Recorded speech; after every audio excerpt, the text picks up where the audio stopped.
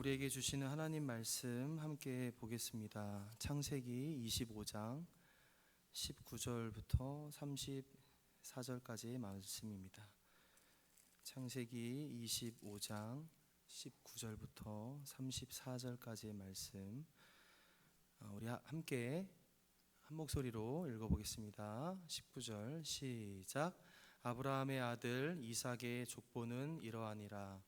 아브라함이 이삭을 낳았고 이삭은 40세에 리브가를 맞이하여 아내를 삼았으니 리브가는 밧단 아람의 아들 아람 족속 중 부두엘의 딸이요 아람 족속 중 라반의 누이였더라.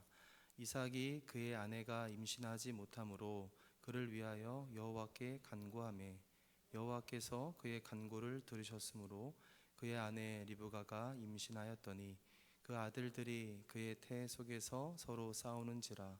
그가 이르되 이럴 경우에는 내가 어찌할꼬 하고 가서 여호와께 여짜온대 여호와께서 그에게 이르시되 두 국민이 내 태중에 있구나. 두 민족이 내 복중에서부터 나누이리라. 이 족속이 저 족속보다 강하겠고 큰 자가 어린 자를 섬기리라 하셨더라. 그 해산 기한이 찬즉 태에 쌍둥이가 있었는데 먼저 나온 자는 붉고 전신이 터록 같아서 이름을 에서라 하였고 후에 나온 아우는 손으로 에서의 발꿈치를 잡았으므로 그 이름을 야곱이라 하였으며 리브가가 그들을 낳을 때에 이삭이 60세였더라.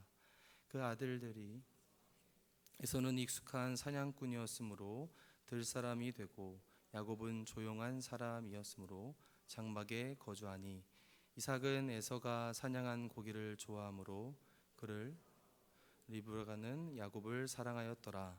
야곱이 죽을 쑤었더니 에서가 들에서 돌아와서 심히 피곤하여 야곱에게 이르되 내가 피곤하니 그 붉은 것을 내게 그러므로 에서의 별명은 에돔이더라. 야곱이 이르되 형의 오늘 내게 팔라. 에서가 이르되 내가 죽게 되었으니 이 장자의 명분이 내게 무엇이 유익하리요? 야곱이 이르되 오늘 내게 맹세하라. 에서가 맹세하고 장자의 명분을 야곱에게 판지라. 야곱이 떡과 팥죽을 에서에게 주매 에서가 먹으며 마시고 일어나 갔으니 에서가 장자의 명분을 가볍게 여김이었더라. 아멘.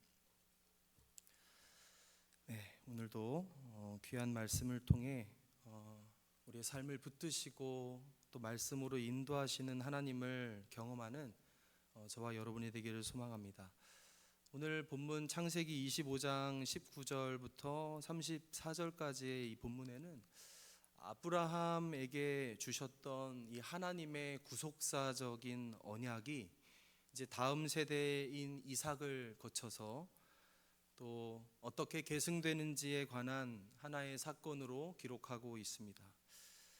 이 과정에서 인간의 부패함과 또 하나님의 절대 주권이 어떻게 서로 충돌하며 또한 어떻게 서로 조화를 이루어 가는지를 보여주는 일종의 구속사라는 그 파노라마, 구속사의 파노라마가 펼쳐지는 내용의 일부입니다.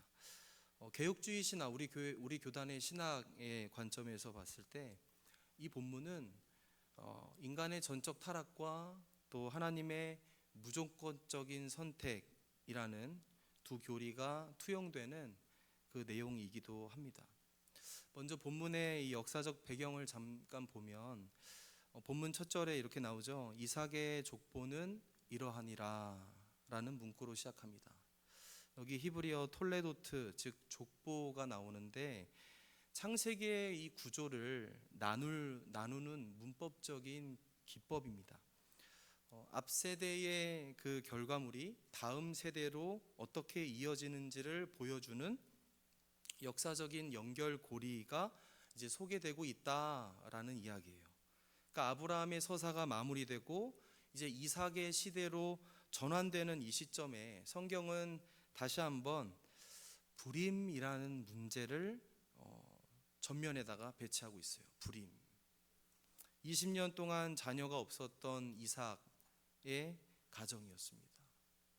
아브라함 때와 마찬가지로 이 언약이라는 것이 계승된다는 것, 여러분 이것이 인간의 어떤 생물학적인 본능이나 그냥 당연히 이루어지는 질서에 의한 것이 아니라 전적으로 하나님의 초자연적인 간섭과 하나님께서 정하신 때에 임하는 그 은혜에 의한 것임을, 그 역사적 상황을 지금 말해주고 있는 겁니다.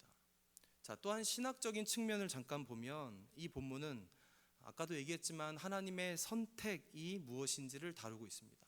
하나님께서 선택하시는 것, 오늘 본문의 리브가의 태중에서부터 시작된 이 아이들의 다툼이 나오는데요, 인류 역사를 관통하는 이 두 세력의 갈등을 상징해 주는 겁니다. 하나님께서는 큰 자가 어린 자를 섬기리라는 이 예언을 통해서 당시의 그 고대 근동 사회가 늘 견지해 왔던 그 장자 상속의 관습법, 그러니까 장자권이죠, 그것을 정면으로 거부하시는 하나님을 보여주고 있습니다.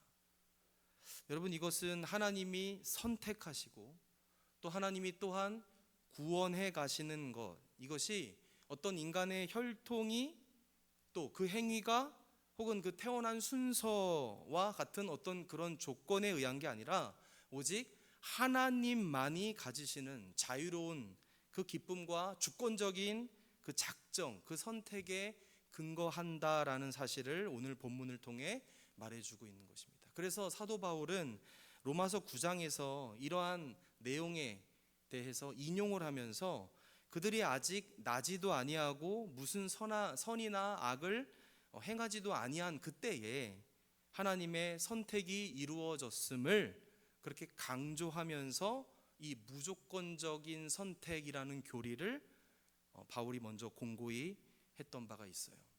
자, 그리고요, 이 본문을 우리가 잠깐 문학적으로 봤을 때 야곱과 에서라는 두 인물의 극명한 이 대비가 나타나는데, 이것을 통해서 영적인 가치를 대하는 그들의 그 둘의 태도를 본문이 또 얘기해주고 있습니다. 붉고 털이 많았던 에서와 발꿈치를 잡았던 야곱의 이름이 그들의 기질과 또 그들의 인생의 향방을 한마디로 그 이름에서 얘기해주고 있다는 거예요.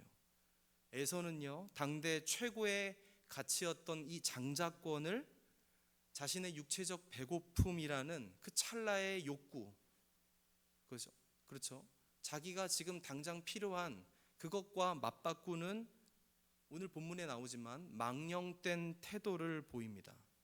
반면에 야곱은 비록 인간적인 꾀나 그가 가졌던 그 탐욕에 사로잡혀 있었지만 하나님께서 부여하셨던 영적인 가치였죠, 이 장자권을 본능적으로 갈망했던 사람으로 비춰집니다. 그래서 성경은 이 야곱의 수단을 정당화하고 있지는 않지만 어디에 집중하게 하냐, 에서의 그 경홀히 여겼던 모습, 에서가 이 장자권을 경홀히 여겼던 모습을 야곱의 이 일을 통해서 반추하고 있어요.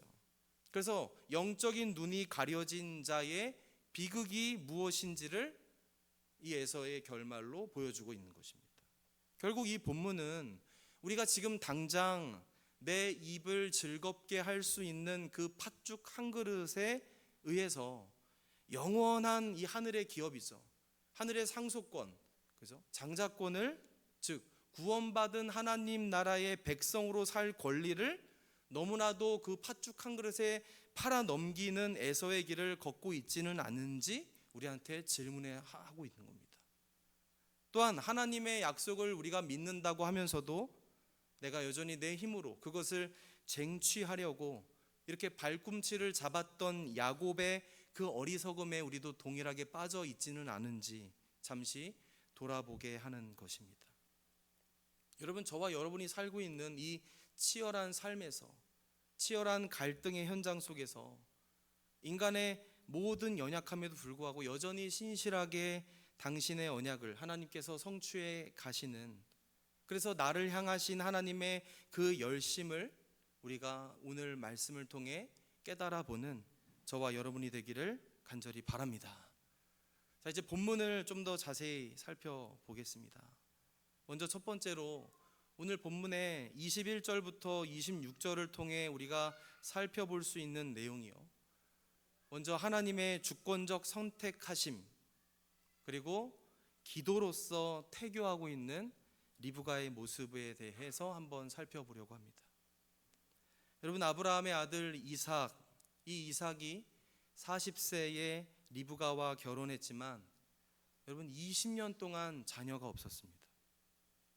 하나님께서 리브가에게 축복하시면서 천만인의 어머니가 될지어다 이렇게 말씀해 주셨었는데, 오히려 배다른 형제였던 이스마엘이 12명의 아들을 두어서 누가 봐도 그쪽이 천만인의 어머니가 될 것처럼 생각하게 만드시는 상황이었어요.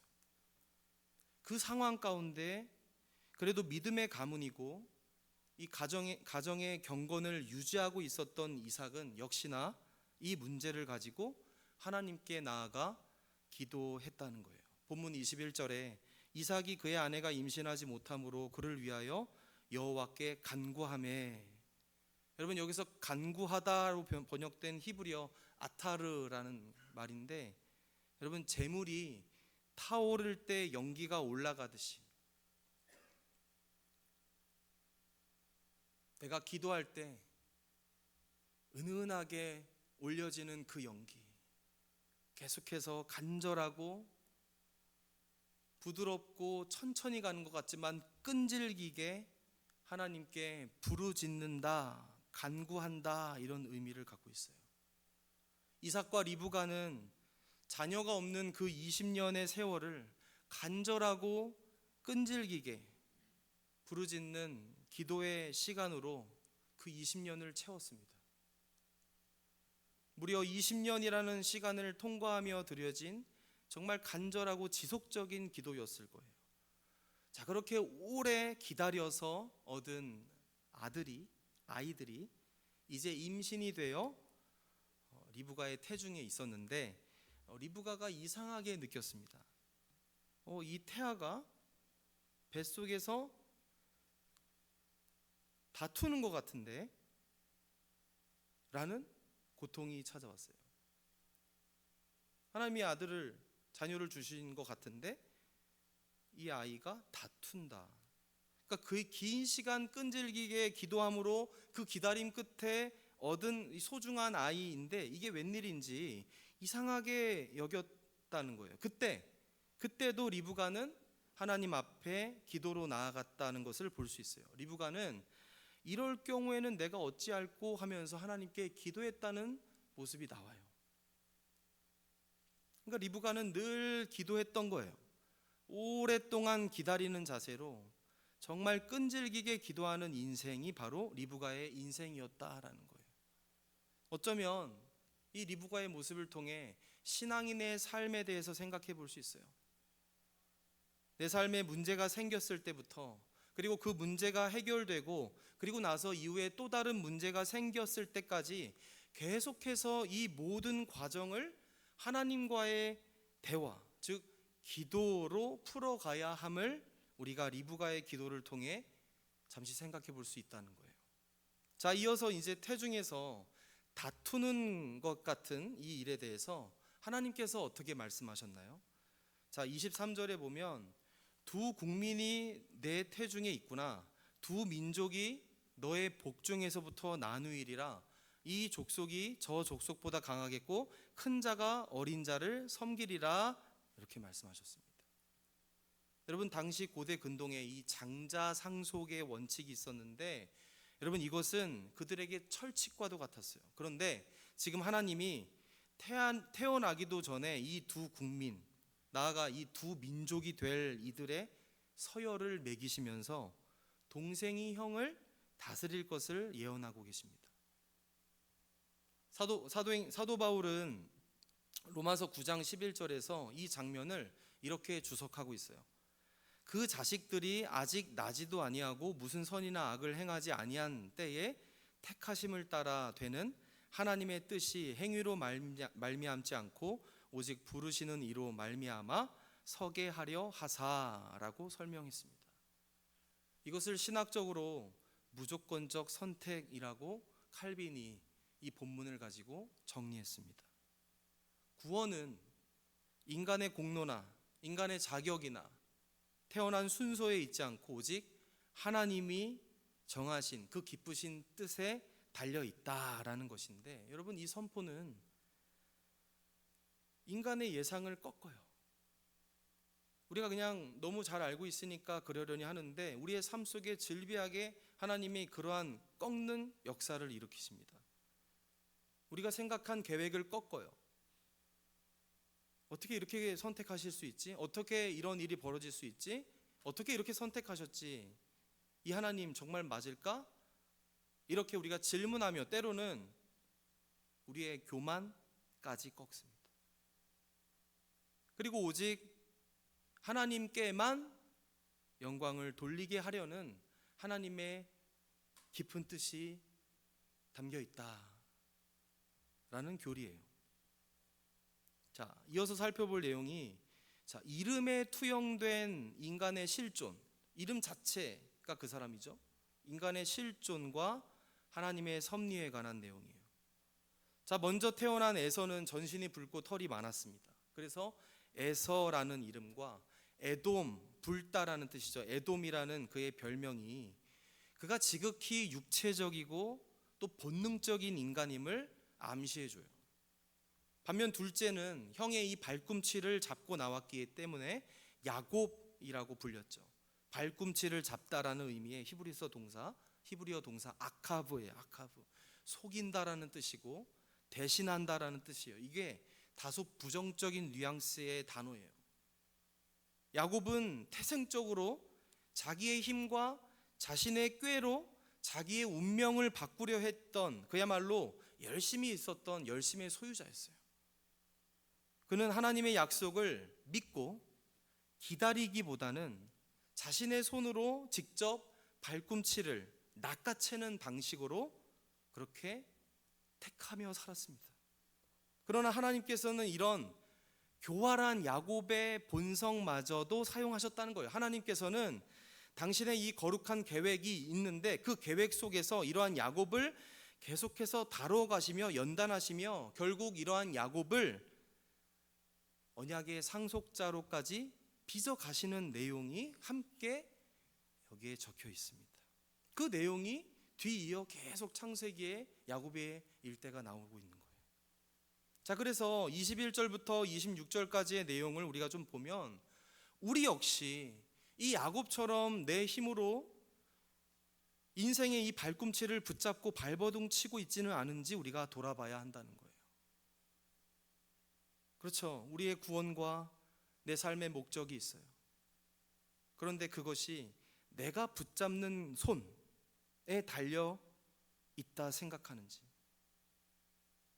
아니면 나를 태중에서부터 택하셨고 끝까지 신실하게 인도하고 계시는 그 하나님의 주권적인 손에 나를 온전히 맡기고 있는지 우리 함께 생각해 봅시다.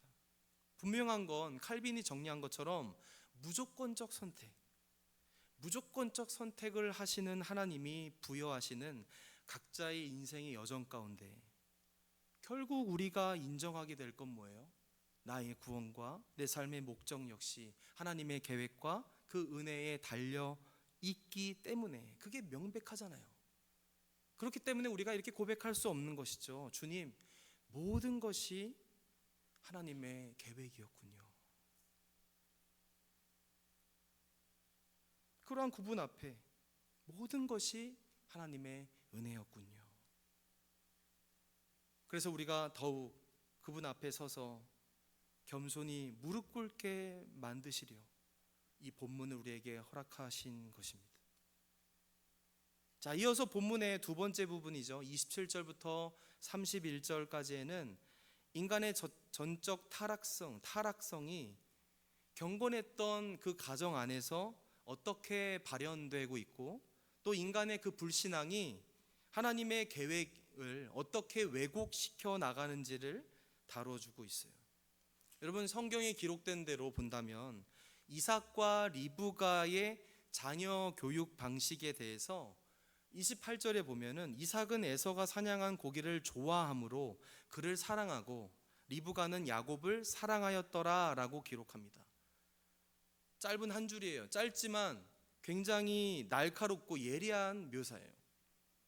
여기서 여러분 좋아한다, 사랑한다로 번역된 원어의 표현은 단순한 어떤 친밀감을 보여주기 위해서 표현한 게 아니에요. 영적 분별력이 흐려졌다는 것을 말해주기 위한 표현이에요. 이삭은요, 여러분, 큰 자가 작은 자를 섬기리라는 이 하나님의 예언보다는 이삭 자신의 미각을 자극하게 해주는 그 사냥고기라는 육체적 만족을 우선시했습니다. 반면 리브가는 어땠어요? 리브가는 하나님의 뜻을 신뢰하며 이 믿음의 가정을, 믿음의 계보를 잇기 위해서 남편과 함께 신앙적으로 대화를 나누기보다는 그냥 자신이 사랑하는, 분별력이 흐려진 그 상태에서 자신이 사랑하는 아들 야곱을 인간적인 방법으로 지원해 주는 데에 지금 몰두하고 있는 리브가라는 거예요. 여러분, 이들은 언약 공동체였고 경건했던 이 가정이었는데 하나님 말씀 중심이 아니라 그저 그냥 개인의 기호나 지극히 개인적이고 정서적 그 유착 중심으로 흘러가고 있는 거예요, 지금. 그럴 때 영적 분별력이 흐려지면서 이 가정 안에 영적인 위기가 온다는 것을 말씀해 주고 있는 겁니다. 이들의 모습이 어때요? 자녀 양육 방식이 어때요? 이들이 지금 편애를 하고 있어요. 결국 이 편애가 형제 사이의 갈등을 심화시키고 하나님의 섭리를 인간의 욕망으로 대체하려는 이 위험한 시도로 계속해서 이어지고 있다는 사실이에요. 이어서 우리가 또한 살펴볼 내용이 이 야곱의 영적 갈망이 있었는데 그리고 야곱이 취했던 그의 방법이 또한 있었다는 거예요. 영적 갈망 우리에게 다 있어요. 그런데 그 갈망을 취했던 그의 방식이 무엇이었는가? 야곱은 집 안에 머무는 조용한 사람으로 오늘 본문에 묘사되고 있죠. 야곱이 어머니로부터 태중 예언을 전해 듣고 장자권이라는 이 영적 가치에 대해서 깊은 관심을 가졌음을 우리가 짐작할 수 있어요. 하지만 문제가 뭐예요? 그 가치를 얻으려는 방식이었습니다.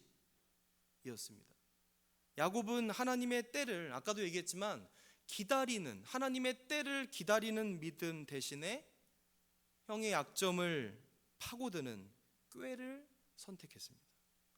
형 에서가 지극히 본능적이고 또 충동적인 성격임을 꿰뚫어 보고 있었어요.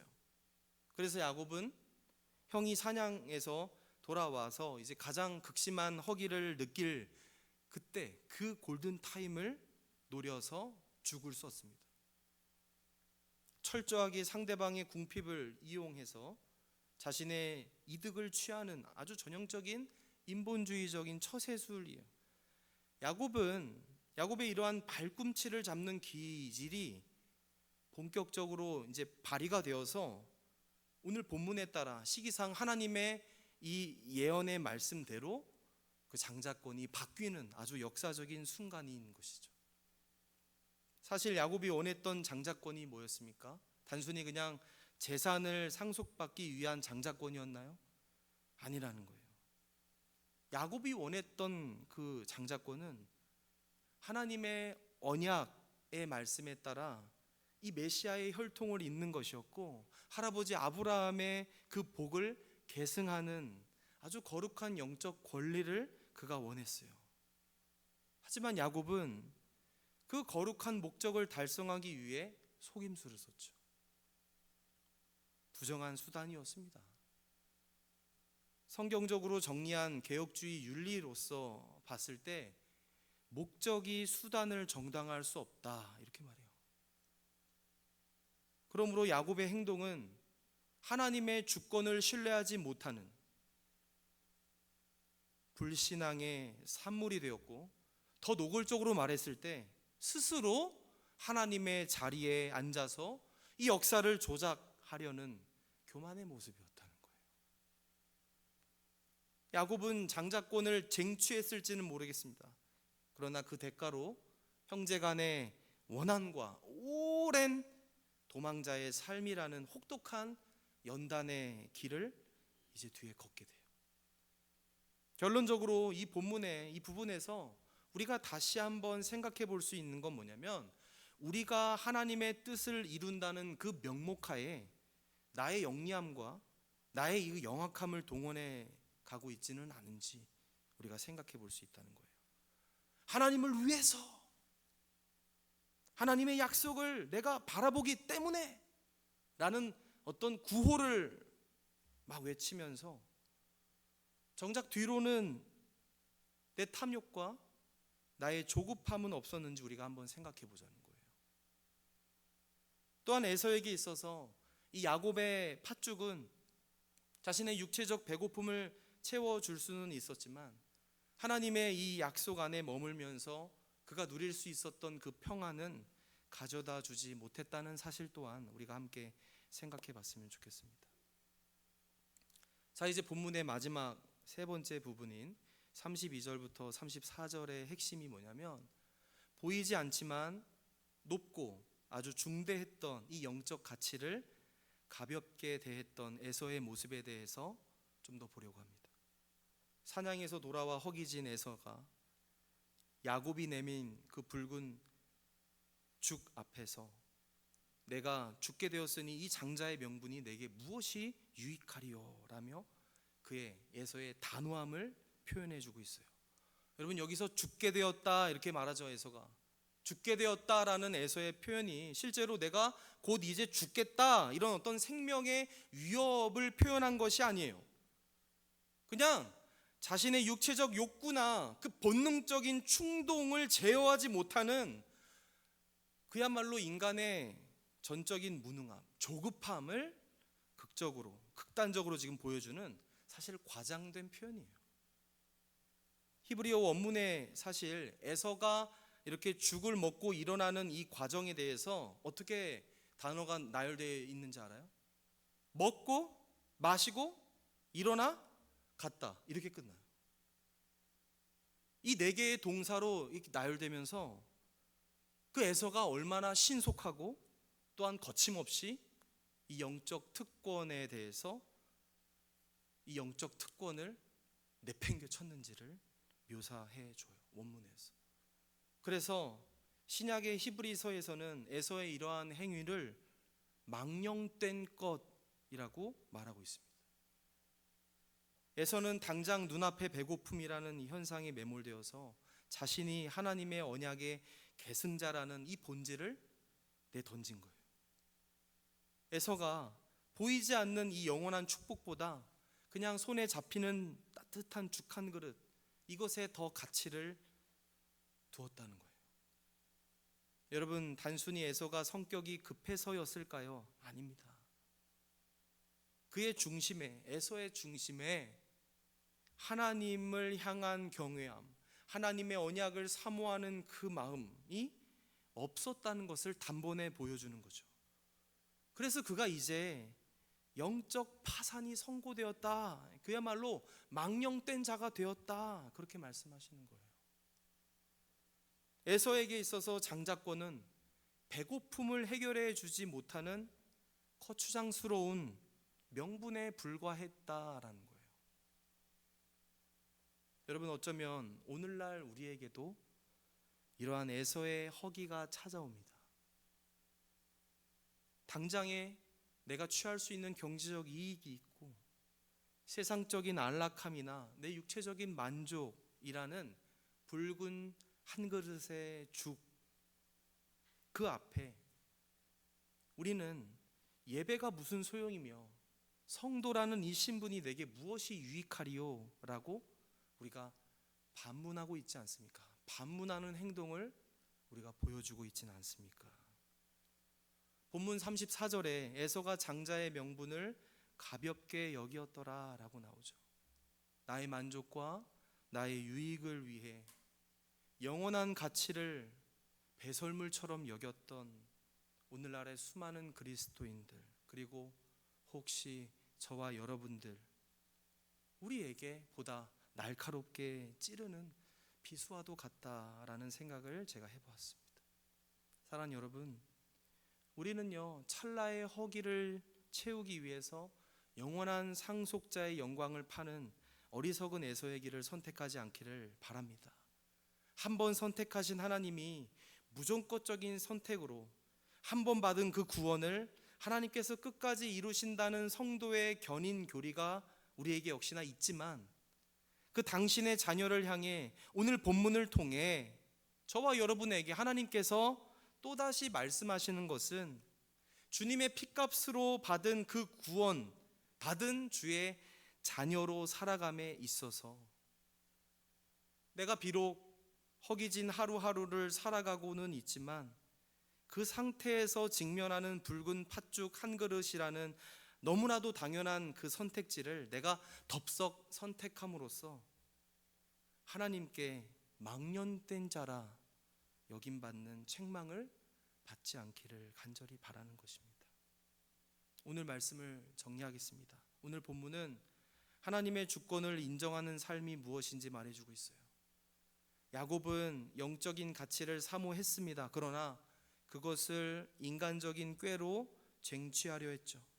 에서는 영적 특권을 자신의 육체적 욕구를 위해서 그것을 가볍게 여기는 그 망령된 길을 걸어갔다고 합니다.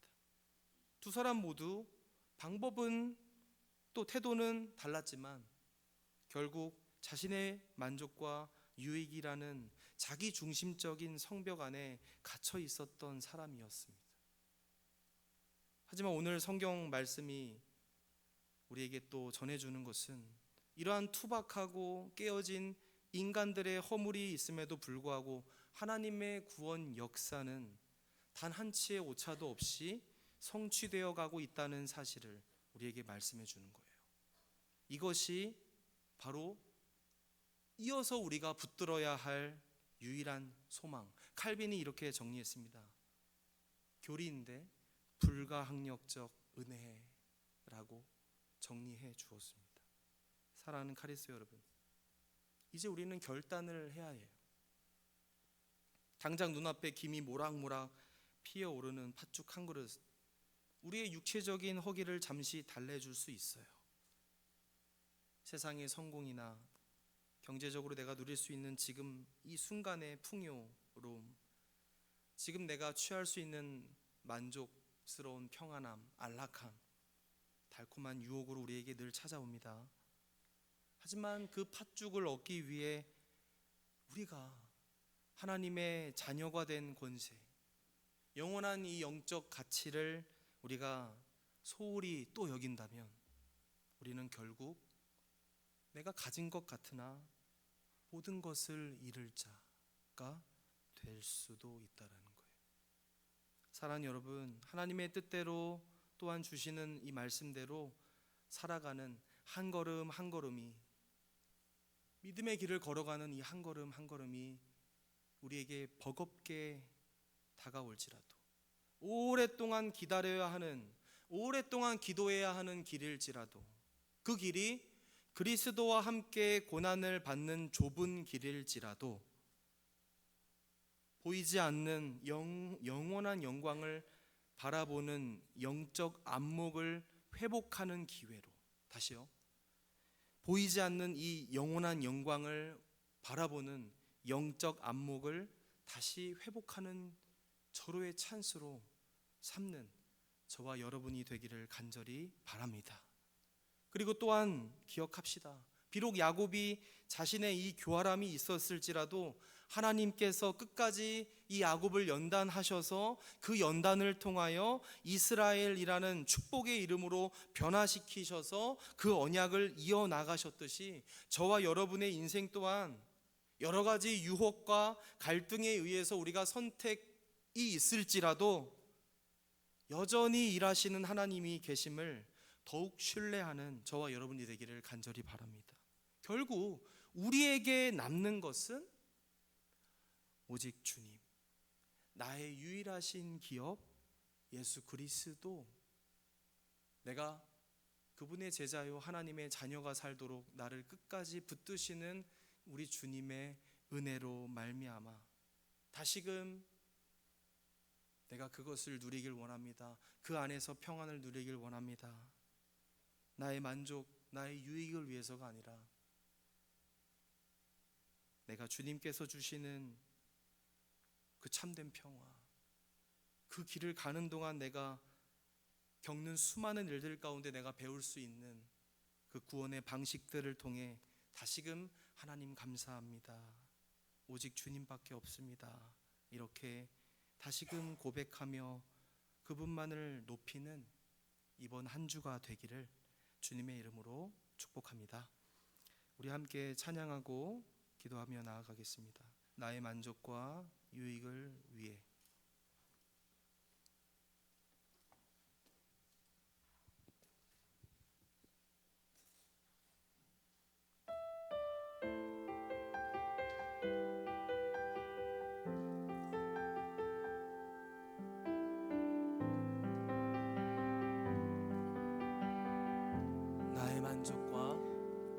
나의 만족과 유익을 위해 가지려 했던 세상 일들 이젠 모두 다 해로 여기고 주님을 위해 다 버리네. 내 안에 가장 귀한 것 주님을 알미라. 모든 것 되시며 의와 기쁨 되신 주 사랑합니다.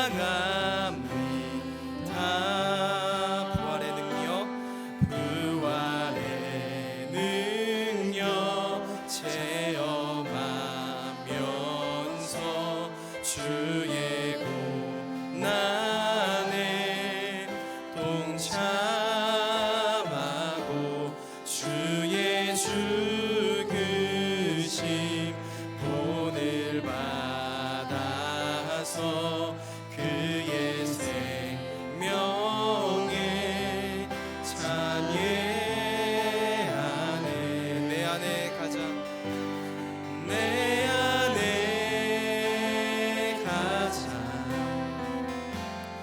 귀한 것 주님을 알미라.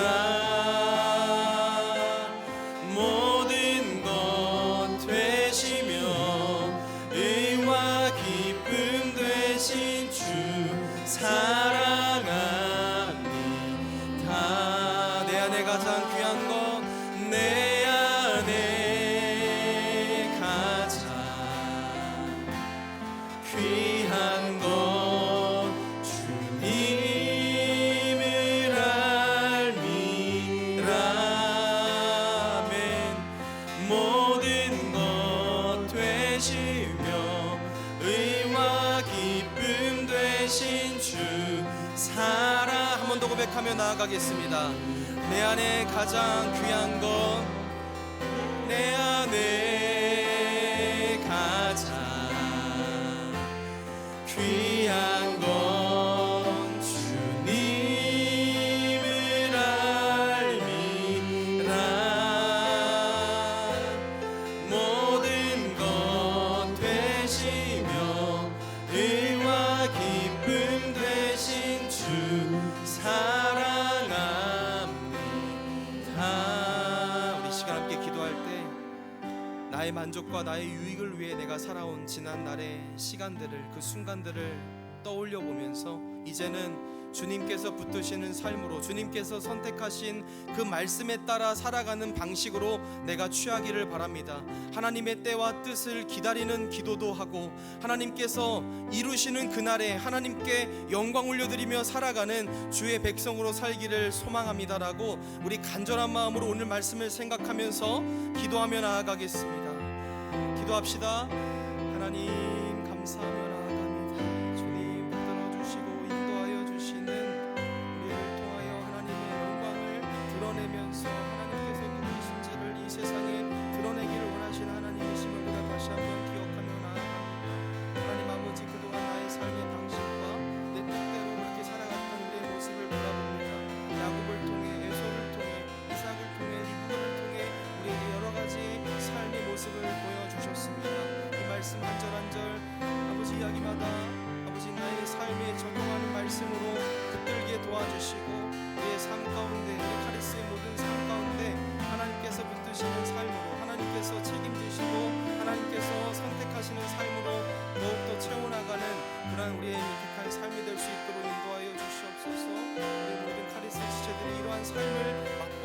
살아가는 하나님의 자녀의 주님의 제자가 되는 그러한 일들이 우리에게 가득가득 넘쳐날 수 있도록 주님 인도하여 주시옵소서. 만군의 여호와 하나님, 오늘도 말씀을 통하여 우리의 영적 주소가 어디에 와 있는지 다시금 확인하게 하시니 감사합니다. 우리는 야곱처럼 하나님의 약속을 믿는다면서 여전히 내 힘과 나의 꾀로 인생의 발꿈치를 붙잡으려 했고, 때로는 에서처럼 눈앞의 작은 이익과 내 육체의 허기를 채우려 하늘의 보화와 그 장자의 명분을, 우리가 영원히 누릴 수 있는 그 평안을 가볍게 여기지는 않았는지 돌아봅니다. 사랑의 하나님, 우리의 이 부패하고 연약한 본성을 주님 긍휼히 여겨 주시옵소서. 우리가 살고 있는 인생이라는 이 광야를 살면서 팥죽 한 그릇의 그 유혹이 우리를 엄습할 때 그것에 우리가 흔들리지 않는 믿음의 눈을 우리에게 허락하여 주시옵소서. 여전히 나의 만족과 나의 유익을 위해 살던 이 삶을 이제는 청산하고 예수 그리스도와 함께 받는 그 고난을, 세상의 어떤 보화보다 귀하게 여기는 영적 분별력을 우리에게 허락하여 주시옵소서.